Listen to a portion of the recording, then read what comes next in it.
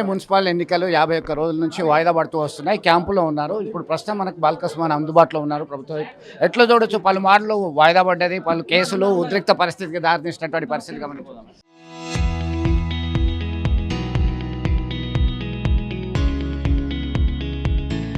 అంటే ఇప్పుడు కేతన్పల్లి మున్సిపాలిటీలో ప్రజా తీర్పు మాకు అనుకూలంగా 22 స్థానాలకు గాను 14 స్థానాలు బీఆర్ఎస్ సిపిఐ గెలిచినప్పటికీ కేవలం 7 స్థానాలు గెలిచినటువంటి కాంగ్రెస్ పార్టీ దుర్మార్గంగా ముఖ్యమంత్రి రేవంత్ రెడ్డి, మంత్రి వివేక్ ఏ రకంగానైనా దాన్ని కైవసం చేసుకోవాలని కుట్రతోని ఫిబ్రవరి 16, ఫిబ్రవరి 17వ తేదీ నాడు ఎన్నికలు జరగకుండా వాయిదా వేయించారు. మేము హైకోర్టుకు పోయి ఆర్డర్ తెచ్చుకొని ఇవాళ ఎలక్షన్ కమిషన్ ద్వారా ఎన్నిక పెట్టించుకుంటా ఉన్నాం. సో ఈ రోజైనా ఎన్నిక సజావుగా జరిగే విధంగా జిల్లా అధికార యంత్రాంగం చొరవ తీసుకోవాలి.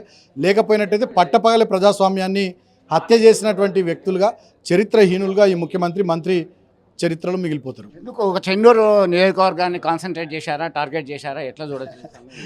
ఆబ్వియస్లీ నేను వాళ్ళకి టార్గెటే కదా, కాబట్టి దాంట్లో కొత్తదేమున్నది, వింతేముంది. కానీ నేను అంటున్నది ఏంటంటే రాజకీయాల్లో గెలుపులు ఓటములు సహజం. గెలుస్తాం, ఒకసారి ఓడిపోతాం. కానీ ప్రజలు ఇచ్చినటువంటి తీర్పును గౌరవించే సంస్కారం ఉండాలి. కేసీఆర్ గారు ఆనాడు 64 సీట్లు 2023 అసెంబ్లీ ఎన్నికల్లో కాంగ్రెస్ ప్రభుత్వానికి వస్తే శాసనసభలో ప్రజా తీర్పును గౌరవించి ప్రగతి భవన్ వదిలిపెట్టి వారు ఎర్రవెల్లికి పోయినారు, వ్యవసాయ క్షేత్రానికి వారి ఇంటికి పోయినారు. సో ఇక్కడ కూడా ప్రజా తీర్పును గౌరవించే సంస్కారం, ఆ హుందాతనం కాంగ్రెస్ పార్టీ పెద్దలకు ఉండాలి. అది కొరవడింది. ముఖ్యమంత్రి ఒక రౌడీలాగా వ్యవహారం చేస్తూ, మంత్రులు, ఎమ్మెల్యేలంతా కూడా వీధి రౌడీలాగా వ్యవహారం చేస్తూ చాలా దిగజారి ప్రవర్తిస్తూ ఉన్నారు. ఇది తప్పు. ప్రజాస్వామ్యంలో గెలుపులు ఓటములు సహజం. ఒకసారి అధికారంలో ఉంటాం, ఒకసారి అధికారంలో ఉన్నాం. ప్రజా తీర్పును గౌరవించే సహనం, సంస్కారం ప్రభుత్వ పెద్దలకు ఉండాల్సినటువంటి అవసరం ఉంది. అంటే ఇప్పుడు కూడా హై టెన్స్ సిచ్యువేషన్ ఉంది అక్కడ. దానికి సంబంధించి బాల్కసుమన్ని టార్గెట్ చేస్తూ వెళ్ళినటువంటి పరిస్థితుల్లో బాల్కసుమన్ నా తమ్ముడు లాంటి వాళ్ళు అని మంత్రి వివేక్ సైతం చెప్పడం జరిగింది. మరి బాల్కసుమన్ ఆయన తమ్ముడే అయితే మరి 22లో 14 మేము గెలిస్తే మమ్మల్ని ఎందుకు కానిస్తలేడు చైర్మన్, వైస్ చైర్మన్? 51 రోజులు మా వాళ్ళని ఊరికి దూరంగా ఉంచే పరిస్థితి ఎందుకు వచ్చింది? 16 రోజులు నేను జైల్లో ఉండే పరిస్థితి ఎందుకు వచ్చింది?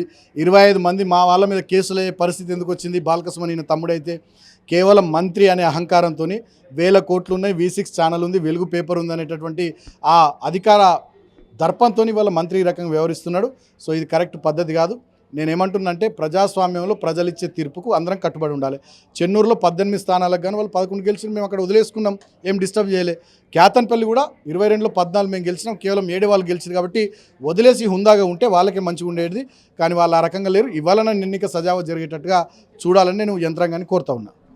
సో మొత్తం మీద టార్గెట్ సుమన్ అనేటువంటి ధోరణితోనే వ్యవహరించారు. ఇటు సిపిఐ, బీఆర్ఎస్ ఖచ్చితంగా బాగా వేస్తుంది. ఈ రోజైనా ప్రశాంతమైన వాతావరణంలో ఎన్నికలు నిర్వహించడానికి సహకరించాలని కోరుతున్నటువంటి పరిస్థితి. విడుదల సుమన్తో కలిసి చంద్రశేఖర్, RTV, కరీంనగర్.